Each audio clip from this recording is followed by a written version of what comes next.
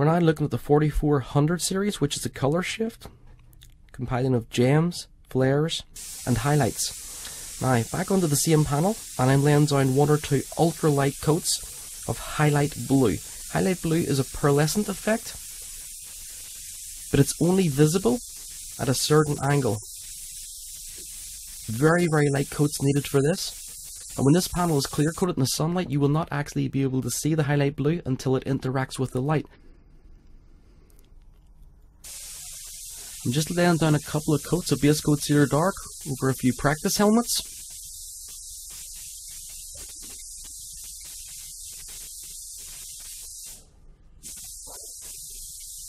Again guys, on that first coat you must always be able to see the underlying primer.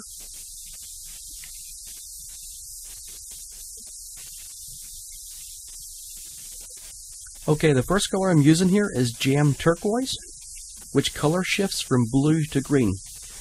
Quite often these paints are not actually noticeable in booth light or in artificial light. They really have to be clear coated for maximum effect. However, already you can see it starting to transist. You can see the blue and the green sheen coming off the surface. Again guys, loads of multiple passes, lots of air, very little paint.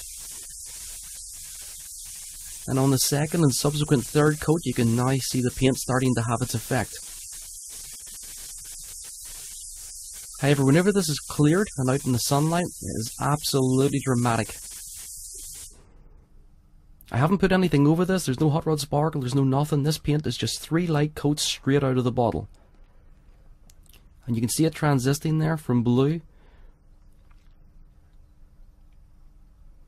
and interacting with the light right through to green. The next color I'm using is Flare Tint Bronze. Same idea, it's a color shift paint. However, the flares tend to be a little bit more subtle than the gems. The gems are quite sparkly, quite aggressive and an abrupt shift, whereas the flares transist a little bit more.